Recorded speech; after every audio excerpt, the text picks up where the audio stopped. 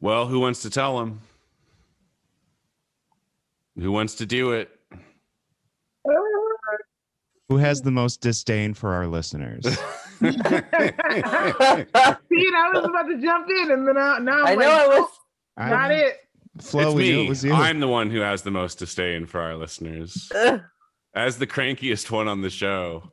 Are you the crankiest one on the show? I don't know. Yeah. I guess I think of myself as that, but maybe I'm not. I don't know that you are. Anyway, down that trail. Our Patreon listeners already know this, but the rest of you don't. We talked about it, and we are taking a summer break. So we will be taking the month of June completely off. Yeah, we are. Show. Hot podcaster summer. Which is odd because only like 8 days of the time we're off is actually summer. But California, we're gonna count it as summer. Don't get her started on temperatures. Yeah, right. Yeah, isn't it like 105 right now out there? Yeah, it's freezing. It's freezing.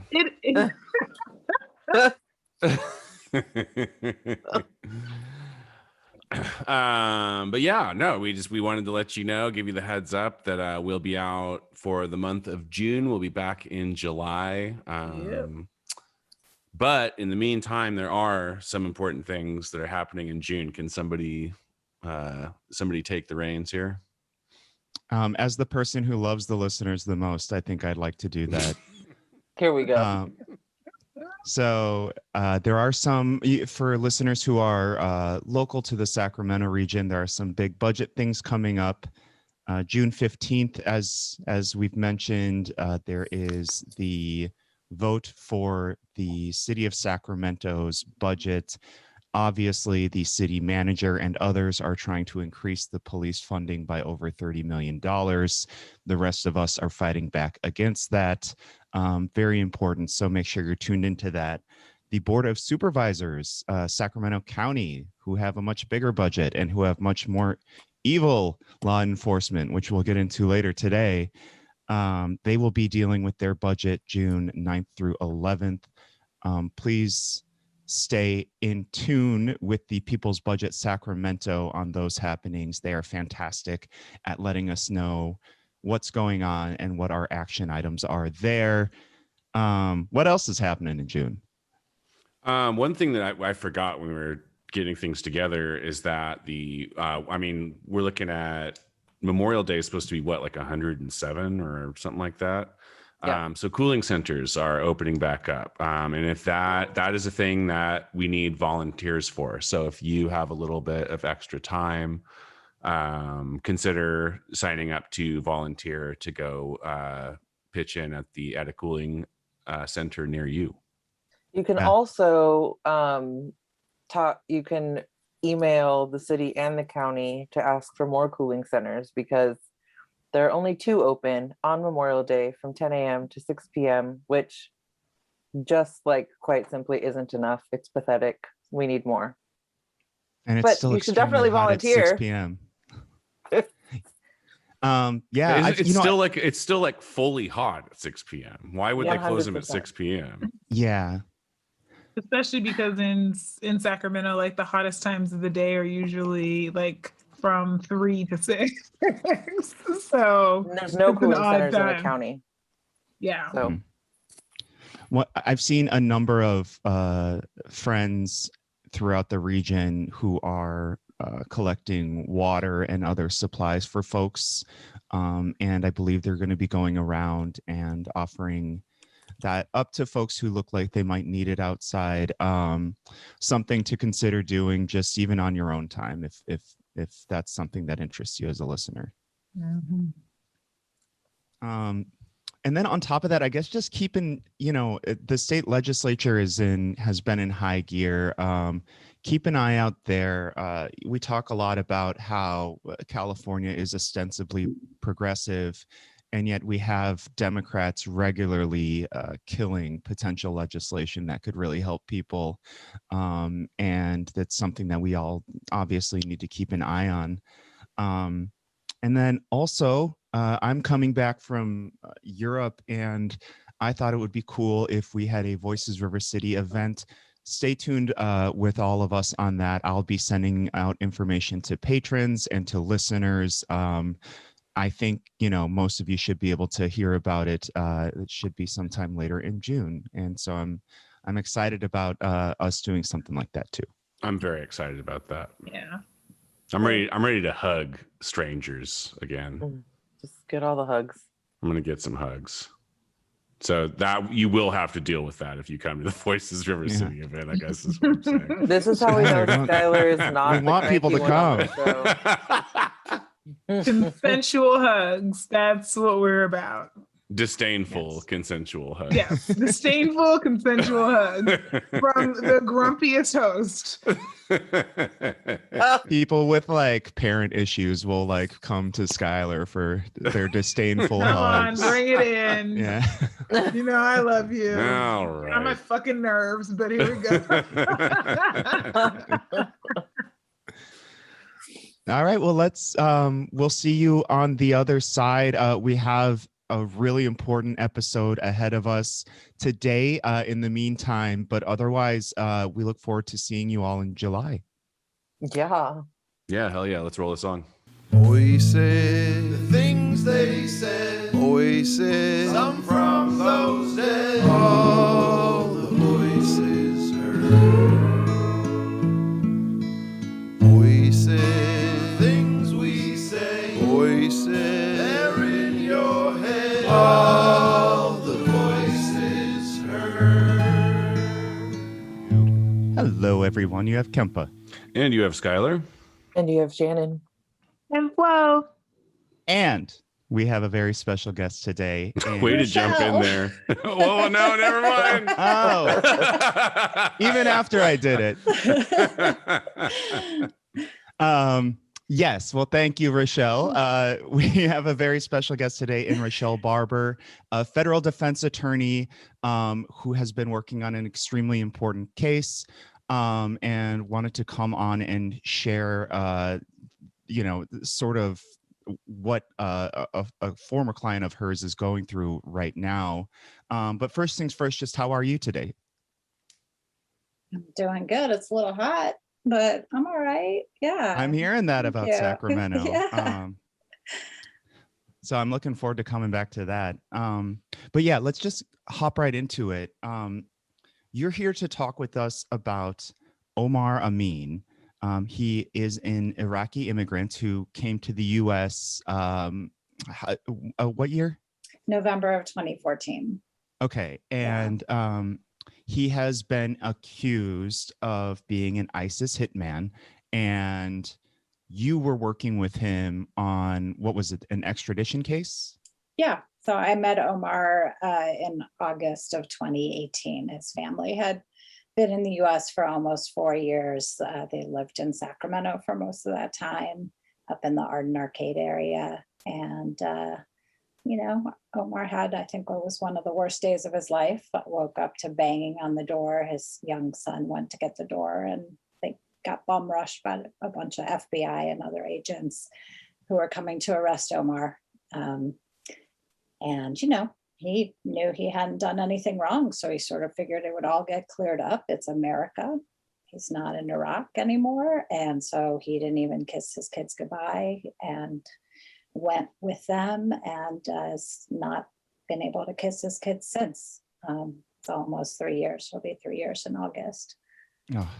So for those paying attention to local and national media, actually, in recent weeks,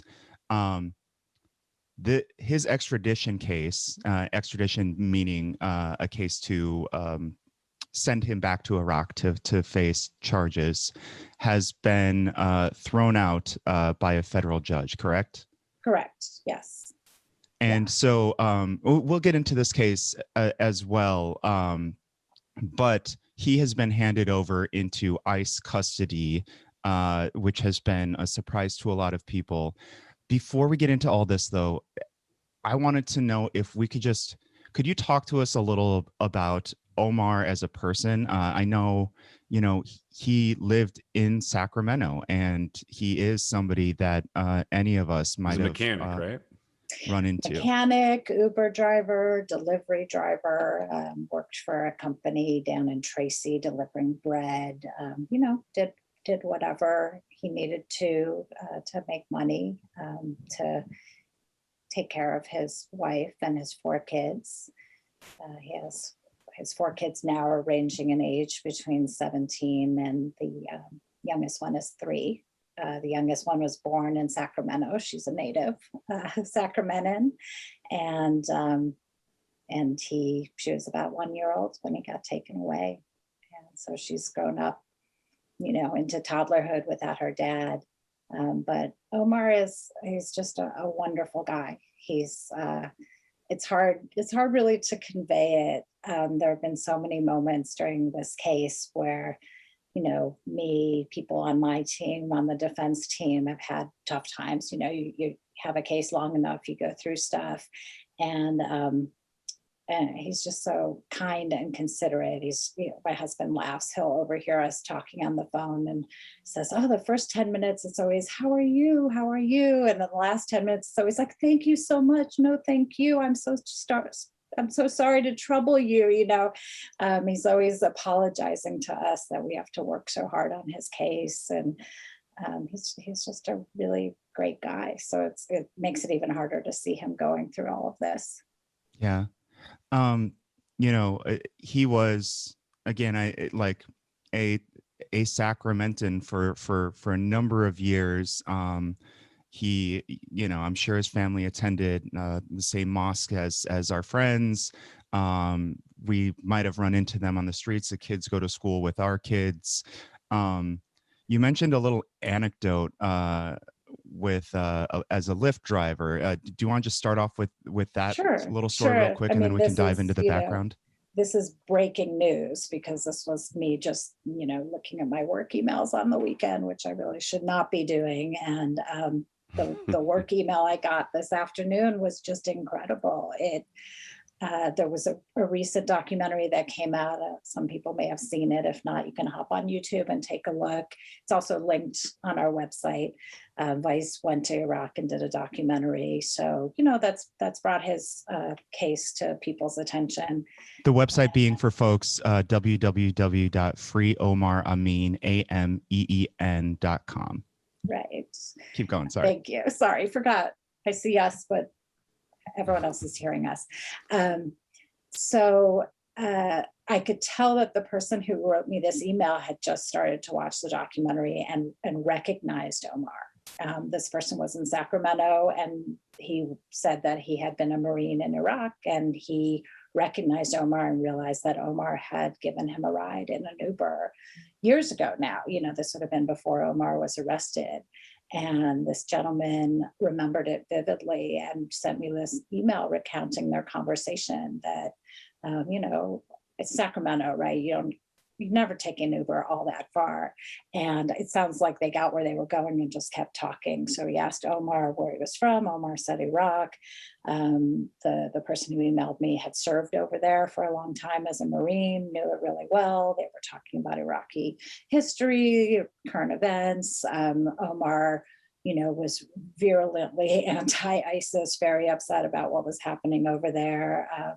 This gentleman remembered that really well. It must have been really shocked to sort of realize that his Uber driver, who he still remembered, was caught up in all this, and reached out, which is amazing, right? Like connected with Omar at the time. And it was actually a very Omar anecdote, because I imagine there's a lot of people out there who have met him or interacted with him. He's just a very kind, very social person. And so, it's really cool to see that side of his life also. I can't wait to tell him about it. I'm wondering if he's going to remember the conversation too. And maybe we could bring it full circle. So, I just think that's a really special story, because it's a one-off interaction, and all these years later that this guy remembers him, Yeah. And I kind of got chills when I started reading it. It just seemed like this incredible connection. And I want to talk to him, the soldier, more, because if he served over there, probably has a lot he can teach me that I still, you know, I've tried over 3 years to understand the world that Omar left, the world that the U.S. Has been involved in Iraq, the you know, social political world over there. And I had someone who served over there is in a great position to help me understand better so that I can communicate that better to, you know, you guys, judges, ask the right questions to Omar and his family, things like that. Absolutely. Yeah. Well, let's get into this case against Omar. Sure. He was being accused of being an ISIS hitman back in Iraq. In particular, there was one killing that federal prosecutors were trying to link him to. Can you just sort of explain all of this? Yeah. So the evening of June 22nd, 2014, a man named Ihsan Jassim, who was a former policeman, was gunned down in Rawa, Iraq. And Rawa is the town where Omar grew up, the town where a lot of his family still lived, and a town that ISIS took over during that time in June when they were just pushing into Iraq and taking over huge amounts of territory. So Ihsan Jassim was definitely killed. You know, there was a date, it happened. And the claim from the Iraqi side of things and the way that extradition works, it's sort of like doing your neighbor a favor, right? You have a treaty, you have an agreement, and the agreement is that if Iraq has charged someone with a crime and that person is here, that we're going to help them get that person back to go into their criminal justice system. The US has had a treaty with Iraq since like 1935. It was actually signed back when Iraq had a king, which is like, you know, again, really interesting history. It has never been used to send anyone back to Iraq. I don't know if Iraq never tried or the US was kind of like, yeah, we're not planning to send anyone back. But all of a sudden there became this big interest in getting it going. And this was going to be the big case that was going to legitimize the Iraqi criminal justice system in the eyes of the world, because the US was going to, you know, say, sure, we'll send this guy back and he can be tried in your court. Except, you know, I think it actually wound up hopefully being an embarrassment, because instead of having a legitimate case against a legitimate bad guy, what they had was a completely trumped up case against a refugee who had fled from Iraq.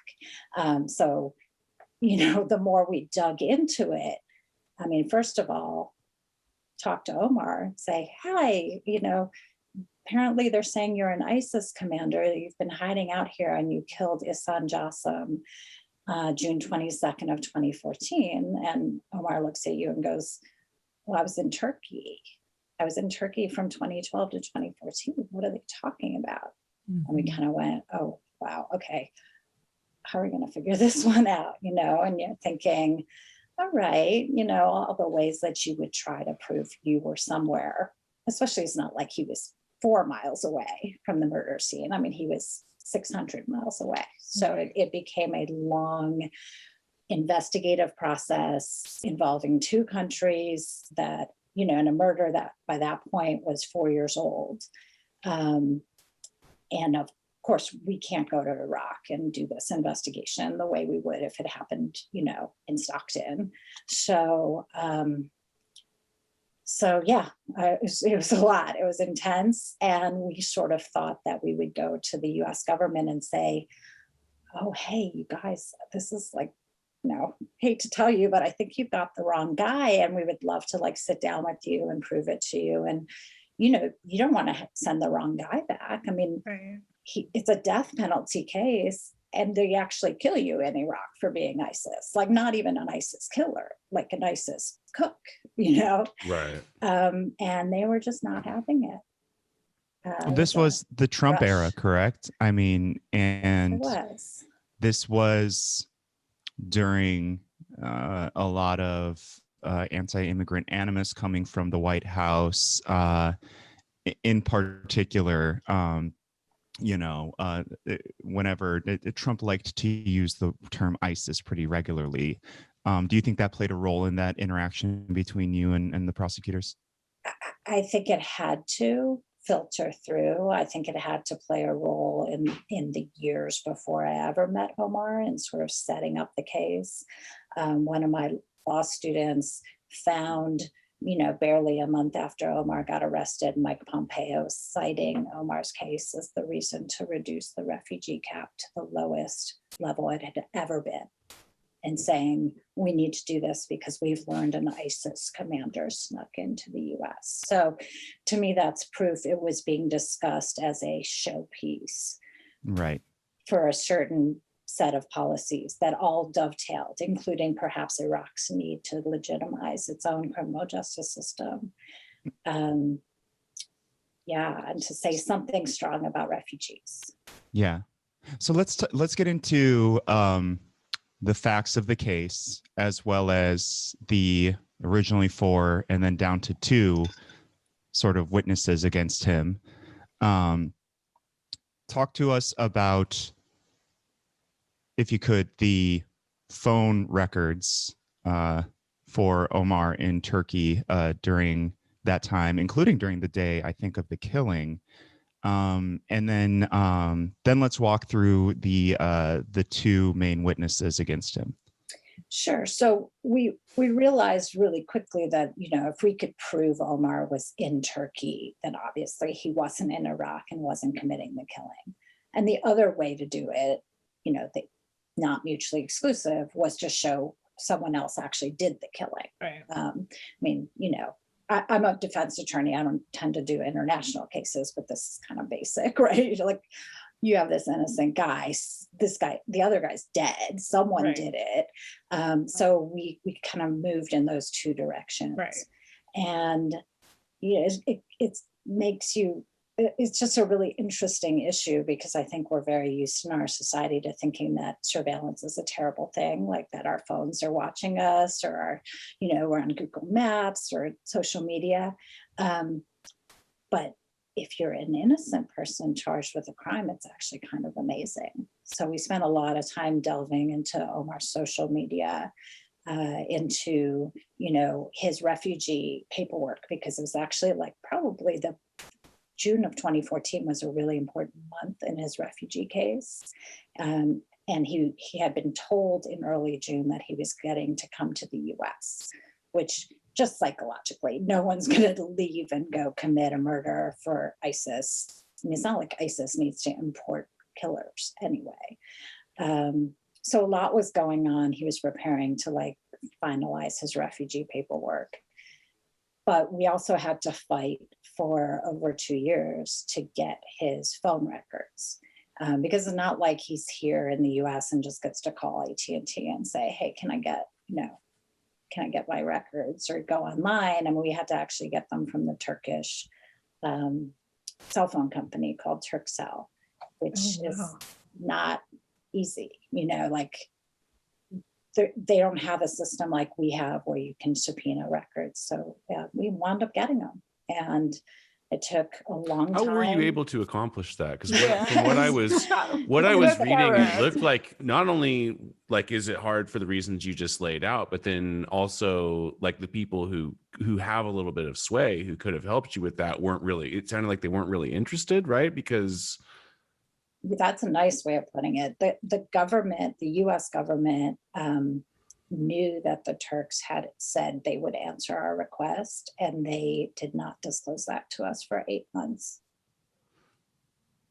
So, there was, there was Why? some I would love to get them on your show. You could ask them. Yeah, fair. I could speculate, but I mean, obstructionism, right? But is there Yes. any consequence to that type of delay? I think what was really powerful was when our judge realized that they had sat on this response. Certainly he was not happy. Was there a real consequence? Well, he gave us the time we needed to get those records. And even then we were still wrangling with the Turkish government. you know, there's a whole process. It was crazy, but yeah, we wound up getting them by making the request the right way. But we also wound up working with a young Turkish lawyer who I had met when I had gone to investigate the case in Turkey. And she just turned out to be incredible and like kind of the missing link. We just needed someone there on the ground who could call and annoy people and speak to them in Turkish and, you know, call the right people and pressure the right ways. And all of a sudden it was so amazing. So we would WhatsApp, and, you know, she's like 9 hours ahead of us. And so early morning, I would get texts from her because that's when she would like work, and I would get these texts at 6 a.m. And I got one where she's just in front of a computer screen with her thumb up, and on the screen are the records. Oh, that's awesome. And it was just like, there have been some real moments like that in this case where you know, you just sort of whoop with joy. And they showed exactly where Omar was. And they showed that he was talking to his employers, he was talking to his wife, he was talking to his friends, like other people who we had met. He was talking to the refugee agencies, you know, so it wasn't just like you get the records and then you tell the story of the records. We had already told the story, and then the records just slotted in perfectly. Well, it also kind of blows a hole in the theory, because like, I guess like the prosecution's response to this was to be like, well, you know where his phone was, but not where he was. Right. And but if you can like talk, like you can map out who he was talking to and like kind of put it 2 and 2 together as in terms of why, then it's pretty hard to make the case that like he would, like his phone was in Turkey while he was in Iraq killing this guy. They went to the mat, and they continue to go to the mat to say the most insane arguments. I mean, nonsense. And I don't know why. I mean, I would absolutely love it if they could try to, you know, set forth a coherent reason why they're going so hard against someone who's innocent. Like they're still going after him. So, yeah. It strikes me as kind of embarrassing behavior by federal prosecutors, and I think it shows us a little bit about their impetus for, you know, why they continue to prosecute somebody as opposed to not to. Like, obviously the facts are 100% against them, and yet they still, as you said, are going to the mat. So okay, so he's got obviously just the fact that he was already going to be accepted into the US, there's just no reason to cross two nations' borders, commit this murder, and then come back to Turkey over the course of 2 days. On top of that, you have his phone records that show who he was talking to that day. The Vice reporter, who is a Sacramento son, by the way. What was his name again? Michael Adams is the reporter who's in there. Yeah, so he was here at KUTZ TV for a long time before he went to Vice. Cool. Well, the Vice crew spoke with all of these folks, a bunch of them who are on the phone records from that day, and they spoke at the very least to his character, and you know, nothing implies that he would be out there doing that in Iraq. Let's talk about the two main witnesses against him that folks are using. The first one is, I mean, where do we begin? Should we begin with Abdul Jabbar Barzan? Sure. Let's start with him, because I think that a lot of this starts with him. And I mean, it's kind of crazy, especially when I watched that documentary. I sort of almost felt like I was watching, you know, like central casting for this type of character. He is so fully a survivor of so many things, of Saddam Hussein's era, of the first, you know, the American era, the Reconstruction, the Second War, you know, everything. He is a canny survivor. And he's what is he? He's a Sunni-led militia leader? Right. So he is a colonel, and his entire, you know, clan, all his brothers are very high up, very connected. But he's the colonel of a tribal militia. They're called PMFs. They're sort of you hear about them a lot, especially with reference to the Shiite ones that are Iranian controlled. So, but this one is a Sunni one, and they are in the town of al-Baghdadi, which is the town that's at the mouth of the front door of Al-Assad Air Base, which is one of the biggest, US coalition Iraqi air bases in Iraq, massive air base. So they have a really prominent connection with US, with the US military, whoever's over there. They have a prominent connection with siphoning off money from the US. And, the Vice documentary certainly shows the kind of military firepower they have. It's really fascinating connection. So what we don't know, what I would love to know someday, is sort of how he and the FBI agents who go to Iraq, to Al-Assad, get connected. I don't know if they put up like a wanted sign in like a Wild West, looking for Omar, looking for dirt on Omar, or if it's just sort of people are talking about it or what. But Barzan brings them forged statements accusing Omar of the murder of Jassim. And we've seen these handwritten statements and they're clearly forged. But that kicks off a whole months and months of the FBI sort of talking to witnesses that Barzan is bringing in and out, and including the kid who's in the Vice documentary. And we'll get to this young man in a second. But Barzan is sort of, he strikes me as very mercenary, and somebody sort of willing to do what it takes to not just survive, but also thrive in an environment like that. He, on the documentary, talks up President Trump a lot, as well as the Bushes. He shows pictures of himself with a whole with Mattis, collage of Mattis, a whole collage of U.S. generals. They're all on his social media too. We've seen those pictures because they're all posted. There's a lot of that. He claims that he has given the U.S. government something like, over the course of 20 years, like 80,000 coordinates, and he's responsible for 50,000 airstrikes. And he says this very braggingly. And we find out that he and Omar Ameen, or at least according to Barzan, that they used to be friendly, that they used to sit in coffee shops together. And then once things started to really fall apart in Iraq, they went into different directions. See, the funny thing is Barzan is 20 years older than Omar. Oh. So I think all that is nonsense, honestly. But he's got a story and he's telling it. And his story is not, what I thought was fascinating when I first even just read this case from the government's point of view was that, it's not enough to sort of say for Barzan or whoever to accuse Omar of this murder. They have to make him the commander. They have to make him an emir. They had to make him the head of ISIS in Anbar.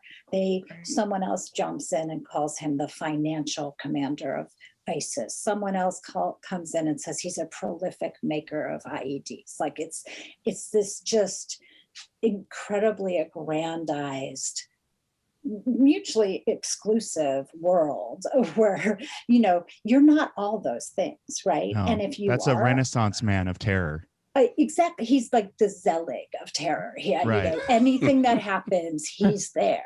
And they say, oh, he was one of the founders of Al-Qaeda in Iraq. Like he's best friends with Baghdadi. He's best friends with Baghdadi, and he's best friends with Sarkawi. And that like I'm joking because it's a joke, right? But he's saying it, and people are saying it to the FBI with a straight face, and they're writing it down.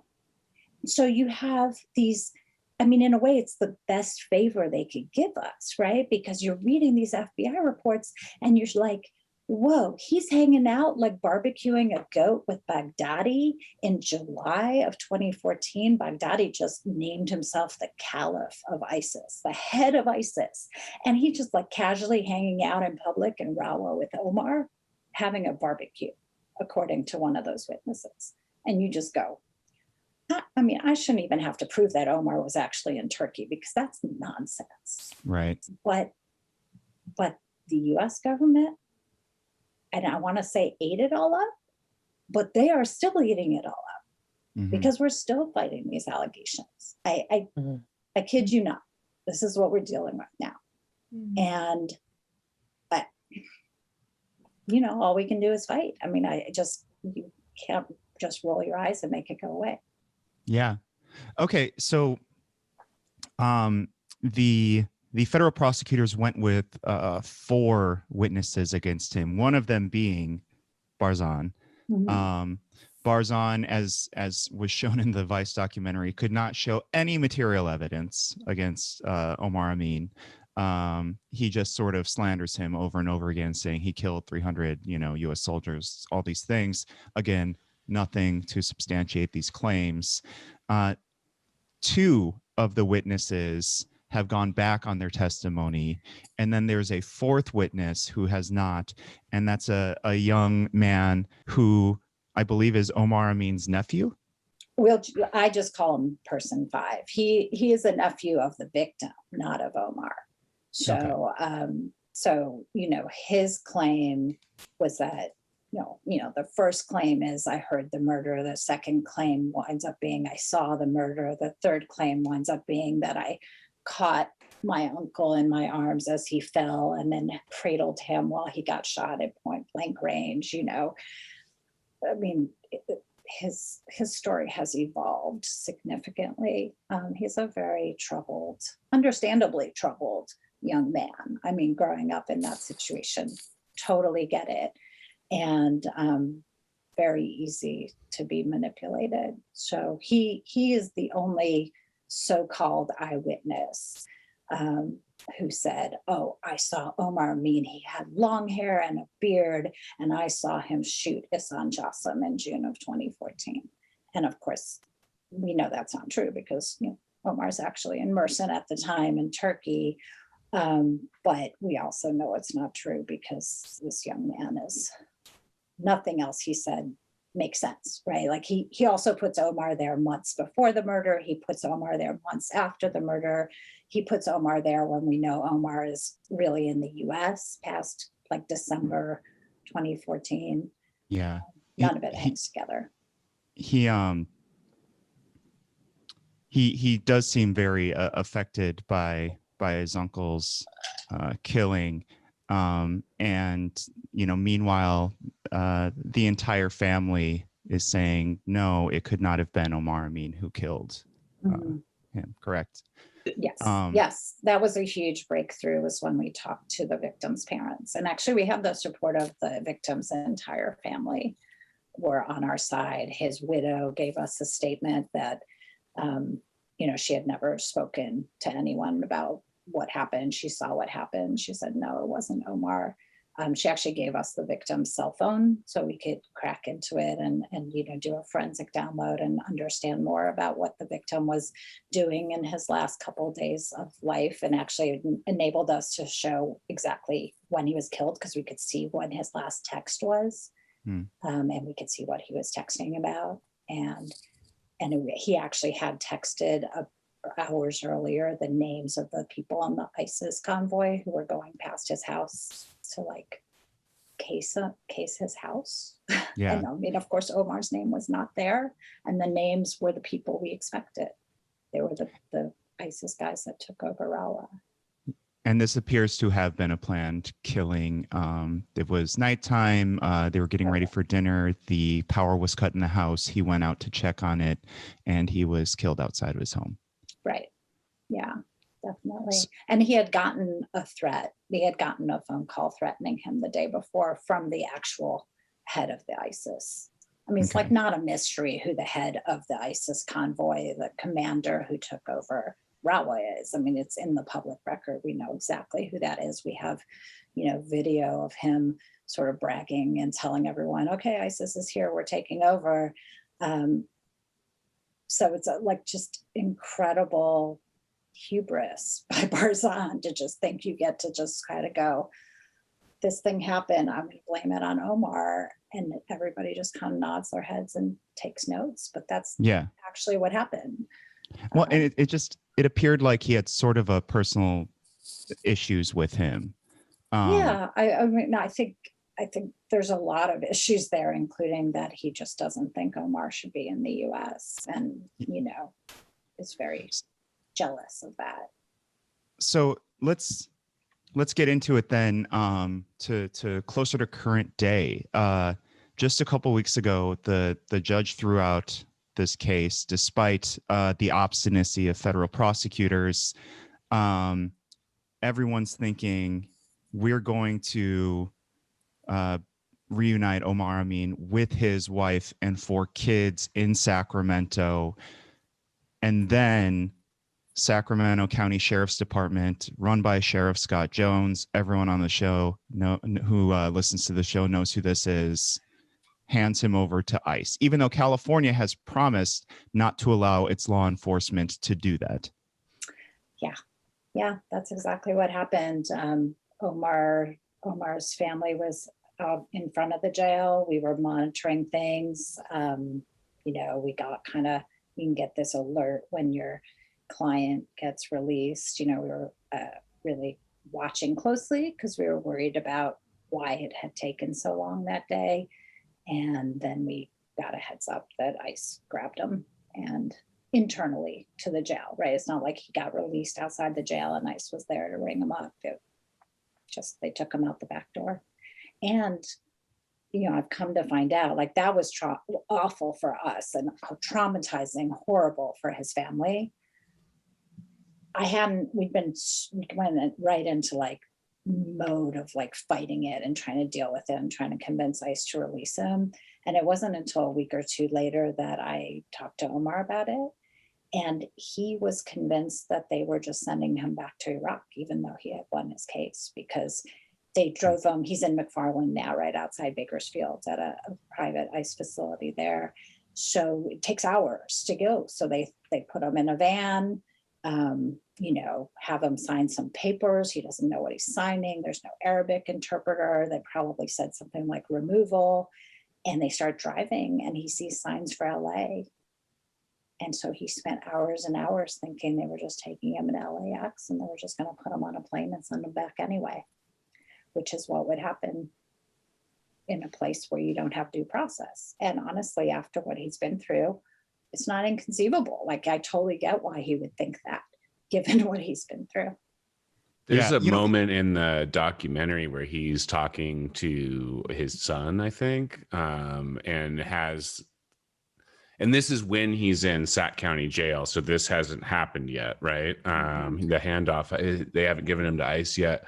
But he has a moment in this documentary that is heartbreaking if you know how his story is going to go, where he's like, don't worry, like here in America, like they handle things like this based on evidence, and like, it's not like back home, like this is on the up and up and it's legit, and I didn't do it, so we don't have anything to worry about, and to like have this guy basically be like, oh, trust the system, like the American justice system is just and good, and then to like have this happen. Yeah, I wrote down that line actually. He said, here they rely on facts and truth, not on rumors and lies. And I'm confident, I think, is how we started the next sentence. And I think of it a lot with the Derek Chauvin trial, which actually happened like the verdict came out, I think the day after, or maybe actually the day before, come to think of it. It was the verdict came out on the 20th, and then this was all happening on the 21st. And, that was a victory, but not for George Floyd. Right. I mean, just because it ended okay, just because the extradition ended okay, because our judge very bravely and very intelligently walked through everything and said, this is nonsense. It still took almost 3 years, and 3 years of terror for Omar, right? Nightmares. I mean, he was suicidal at one point, 3 years of missing his children. And if we win this, which we should, I mean, he's still sitting in custody. They could release him in a minute and he could go live with his family and we could fight this with him on the outside. And they won't, and it's just dead time. So maybe, can you help me understand? I mean, there's so many things here that I just feel like are examples of, I mean, we say all the time, like systems are designed to perfectly to get the outcomes that they do. And so when you hear about things like this, you're like, well, this is clearly a feature, not a flaw of our design system, the design of our system. So can you just walk me through, like, what part of 3 years is a speedy trial? What part? I'm really trying to understand. Habeas corpus, right? Like, how does this work? Because I'm a non-attorney, and I'm just sitting here listening. And I finally pulled out paper. I wasn't like distracted. I was just like starting to write down. I was like, okay, so eyewitness account. Those are notoriously unreliable to begin with, and then you have all of these things that just don't jive with like the hard facts of this case. And then I'm still, you know, I was reading through things as we were preparing for this, and I was like, but what's the motive? I don't get what the motive would be when this person clearly wants to come to the US and it is in a different country. I don't know why you would go and commit this murder. Like nobody can explain that to me. And then I'm like, so there's a ton of reasonable doubt. This is not a quick and speedy trial. And I just don't understand what part of the game is a federal judge says, yes, we're done here. And then suddenly you can be released to another federal agency. Like, I'm going to blow your mind. Because I am a 38-year-old Black woman, but I'm also sitting here going, this is just so blatant and egregious that I'm almost at a loss of words, and I don't understand. And I think these types of cases, before you answer that, I just want to say, like, these types of cases are the ones that scare me the most. And I have a little bit of approach avoidance about that. And I just want to be really honest, about my feelings, because it feels like you're just living your life, and next thing you know, you've lost 3 to 5 years of your life for no reason. And I think we're all looking for meaning and purpose, but like there isn't any. And so then you're just like, it's terrifying in some ways. And it's like terrorizing, talk about terror, like for everybody who's living here going, wow, I could just be going about my day and then just like not see my family for 5 years. So what you're talking about with reasonable doubt and speedy trial, that's all when you get charged with a crime. And I'm a public defender. I usually defend people who are charged with a crime, and you get, it's a felony, you get a jury, the jury has to be unanimous. I mean, it's by far not a fair system, but it's sort of held up as, wow, this is due process. Like, we'd rather let 10 guilty men go free than have one innocent man convicted. We were in extradition court. I mean, we're in the same court, but he's charged with an extradition case, which is a case in Iraq. And there's a really lousy law. And the government took full advantage. There's a reason he wasn't charged with a criminal case of being a terrorist who snuck into the US, because they would have had to provide us a whole bunch of information they've been able to hide from us. Wow. They would have had to prove it beyond a reasonable doubt. They would have had to convince 12 people here in the community that Omar's a terrorist. They picked extradition because extradition is about, oh, our friend Iraq is asking and we want to help our friend. So judge, we're just going to trust that our friend knows what they're doing. And we're not going to inquire into the facts of the case. And we're not going to inquire into the procedure that, whether or not this was like a valid procedure that resulted in this arrest warrant. So what we had was just like some paperwork from Iraq, federal prosecutors who were walking it in and sort of saying, we're just here to help out Iraq. So let's just get them back there. And within 2 months, and this is a capital case, right? This is a death penalty case in Iraq, a 4-year-old murder happening halfway across the world with an alibi halfway across the world too. And they were like, let's just send them back. Let's just send them back. Let's go. So they wanted speed. We were like, hold up. Like, we need to, we need to do this right. And we were very supported by our office, federal defender's office here in doing that. So normally it's crazy. Normally in extradition court, the defense can't raise contradictory evidence, right? There's like actually a rule and cases that say that the judge is able to just be like, nope, that's too contradictory. I'm not going to consider that. So when we had a statement from the wife who said, I was looking out the window, I actually saw the murder and it was not this guy, Omar Ameen. The judge was like, I'm not admitting that. I'm not considering it. It's contradictory. Right? So the only thing that we could do, the only opening that we had for alibi was we had to bring it so strong that we obliterated probable cause. So we had to like pile it up like so high. It's like we had to flip and basically prove beyond a reasonable doubt that he was in Turkey. Yeah, the onus was on you as the defense. Which is incredible. Not just that you were able to do that and succeed with that, but then it makes it so much worse that after you were successful with that, they just handed him over to ICE and they're just like, oh no, actually all this stuff we're gonna keep talking about it. And where you don't get a jury and you don't reasonable doubt, immigration court. You don't even get a public defender in immigration court. At least you get one for extradition. So happily, he has pro bono counsel. We all of a sudden, like this happened, I got up, it was a regular Wednesday.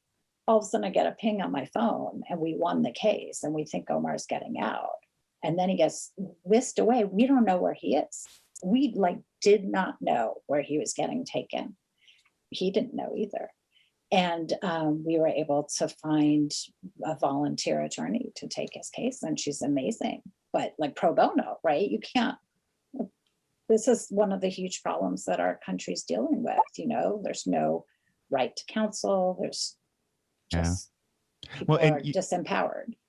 Flo talks about terror. This is like out of the frying pan and into the fire. This is immigrations and customs enforcement, the terror that they've wreaked on countless families, on countless people within this country, and they just get away with it under a cloak, and so little of their horrific actions we actually get to see, especially within these detainment centers that Omar's in right now, right? Right. And I was just going to say, so we're actually going to use Omar's case. And when I say we, I'm helping. He has an immigration attorney who's wonderful, but we're going to use his case to really try to shed a light on this system. I know from the extradition case that the US government has evidence that shows that he's not an ISIS commander.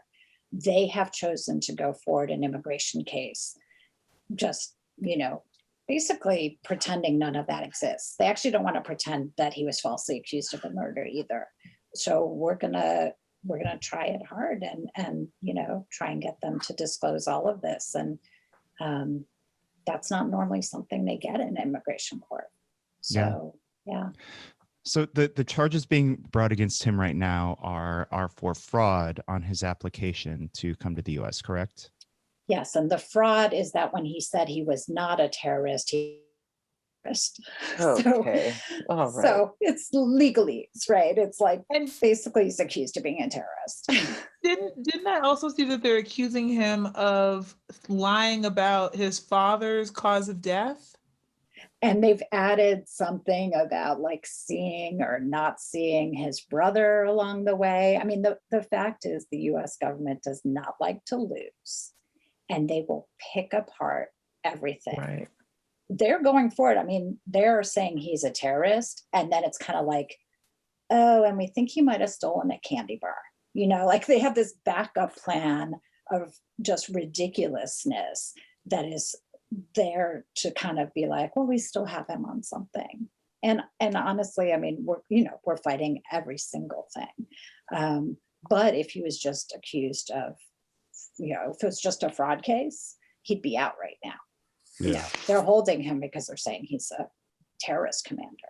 And that's what they're going forward with, incredibly. Isn't there a former major prosecutor from California in the White House right now? Yes. Yes, I feel like they're really busy though. Oh. Anyone get that feeling? It's like we're still waiting for some positions to get filled. A lot of stuff on their plate. So yeah, but I mean, of course, we'd love attention from DC on this case. So I'm talking about Vice President Kamala Harris. There are DC Sacramento ties pretty deeply, just generally in that White House, right?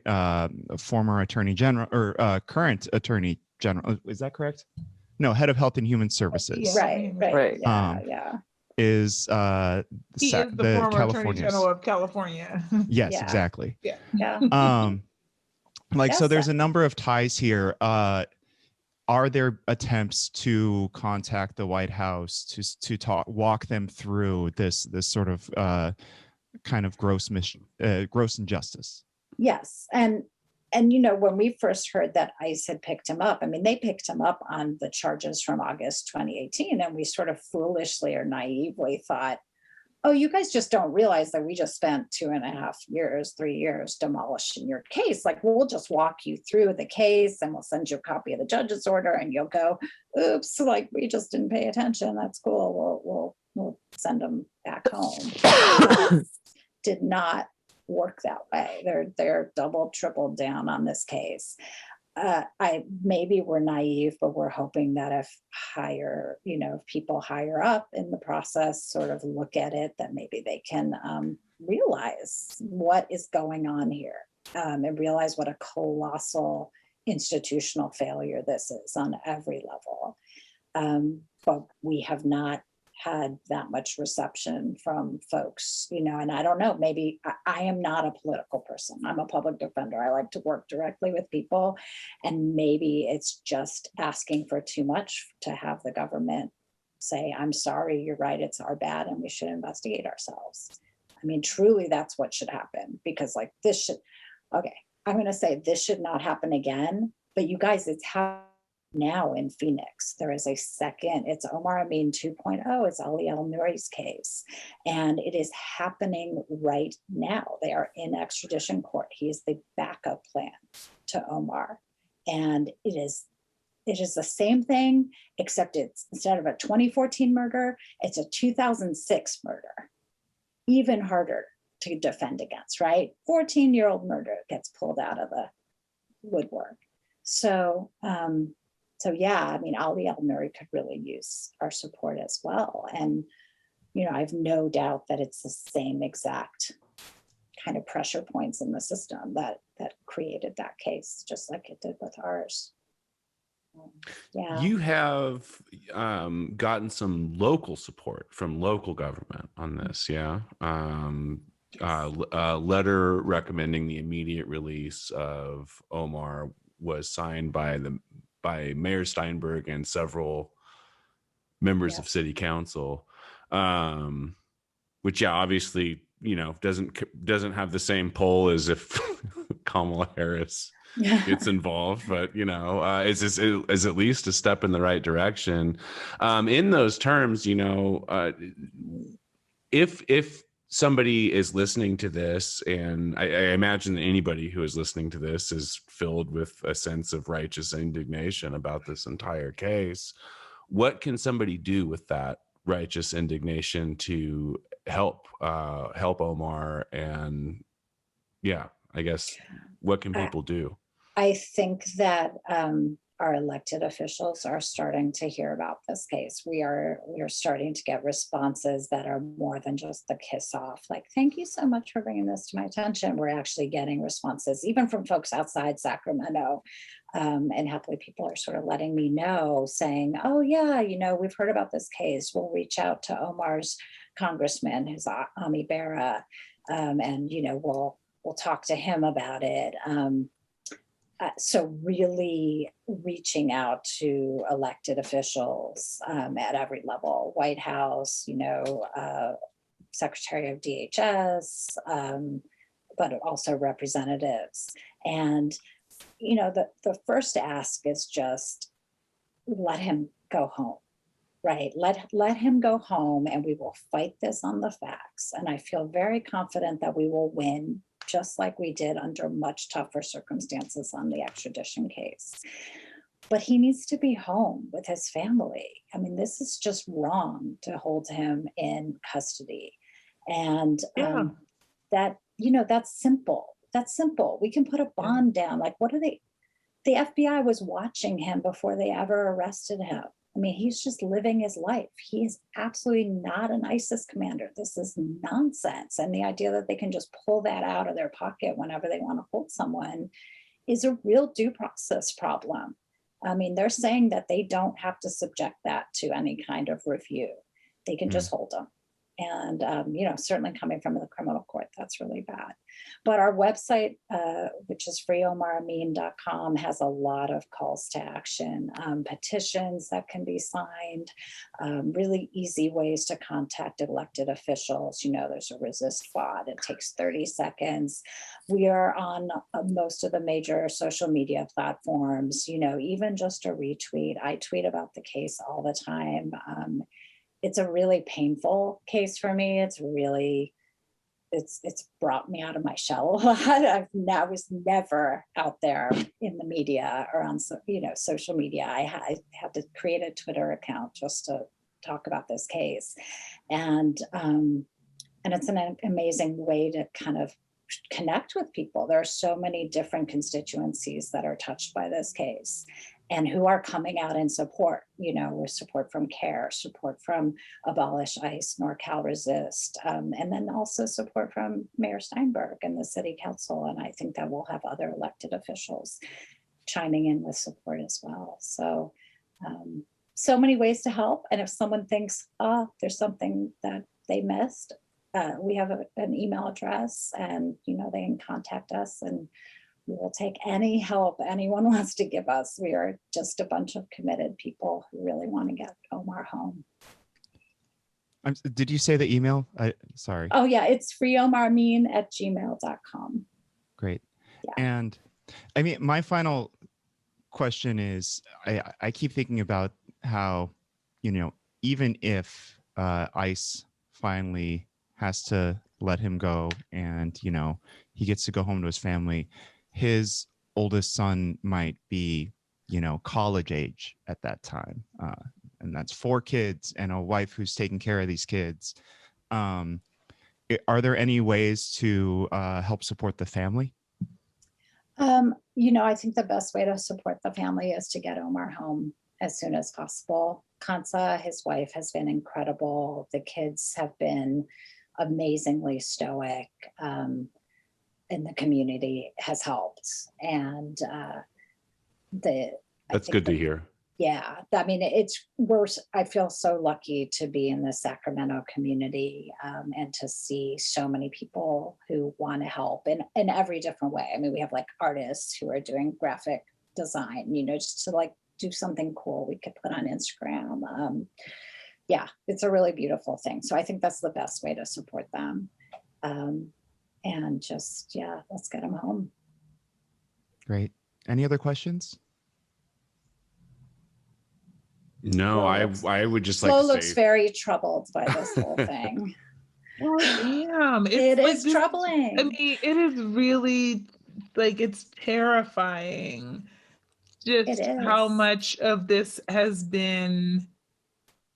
I mean, these are like trumped up charges, and this man's life is being like destroyed, and he has so little I mean, like, the fact that him being charged with terrorism is the good part of this story is horrifying to me. Like, yeah. And you know, one thing, just one last brief thing, is that most of the major media outlets, if you look up Omar Ameen in the New York Times, on CNN, in the BBC, they have the 2018 stories that are a reprint of the DOJ's press release that say an ISIS commander was found hiding in Sacramento, and they have not covered his exoneration. And that is a travesty, because the exoneration is a much bigger story than these trumped up charges. And if they covered it like that, they have accountability. They really need to get out there and say, oh, wow, he got released on that. And I mean, literally, they were just reprinted the DOJ's press release. So we've talked a lot on the show about the basically how so many journalists today end up acting as stenographers for the PR arm of law enforcement and prosecutors. So definitely hear you there. I did want to give a shout out to one person who did cover this, Sasha Abramsky, another Sacramento son, covered this in The Nation, I believe. So that's really cool. And you know, the local, I mean, the Sacramento Bee has covered it immensely from the beginning. With Sam Stanton has done really fantastic work on it, and the local TV stations have really done fantastic work on it too. So we've been very, very lucky with our local media. NPR might want to jump on board. They have not covered it, but you know, maybe they will. Are you talking about Cap Radio? Cap Radio, yeah. We will let Nick know about this. Yeah. I think, you know, I just think I feel like it's not just an important story because I know all about it and I've dedicated a lot of time to it. It's just an important story. And if things go right, like, people should lose their jobs in DC over this. Seriously, people should lose their jobs. At the very least, yeah. Well, and you're showing a systemic flaw, and I think that's why this is a really important story that really everyone in our country should be considering right now. Yeah, it's kind of a big deal. So, well, thank you. I'm gonna let Omar know that I got to talk with all of you. He actually got to watch the Vice documentary there in the facility. Oh, wow. The guards when it came out this last Sunday morning at 6 a.m. a week ago. And so I'm sure that was a trip. Yeah. Well, if you're listening to this with ICE, I don't take back anything I said about ICE. But Rachelle, thank you so much for coming on. Yes. And for going to the mat for somebody who just really does deserve someone great like you to do that. And thank you for coming on our show to talk to us about this today. Thank you all. And hopefully someday I can give you an update that will be much happier than where we're at now in this case. Inshallah, I hope so. As I've learned to say in Omars. Inshallah. Inshallah. So thank you very much. Appreciate it. All right. I think that about does it. And what, I mean, I don't know what an ep to go out on, I guess, for a month. Yeah. Can I turn off my recorder? No. Not yet. Not yet. We aren't done yet. Okay. Yeah, I don't know. It feels weird to do the pitch if we're gonna like not be doing it for a month. So maybe let's just say the little sign off and then we're good. Well, but how if we just do that, then people won't know where to find my great takes on Twitter. Oh, good point. They need that exactly to get them through this next month. Exactly. Dave, where can we find your great takes on Twitter? I am personally on Twitter at YuKnowKempo, YuKnowWKEMPA. You can find my fantastic takes at Guillotine for You. That's Guillotine, the number 4, YOU. My salty takes are at Shan and D Stevens. And my super sweet takes are at Flojaune, FLOJAUNE. And takes are umami. My incredibly angry takes are at RDBarb, RDBARB. And we also have Free Omar Ameen on Twitter. Great. All right. Well, we will see you in July. Wild. Until then, we love you and we want all of you to stay safe. Stay sane. Stay healthy. And stay away from me until June 15th, because then we can all start Hugs, living our lives. consensual, Consensual hugs. Yeah. disdainful hugs. If All you're around. fully vaccinated, we can definitely hug.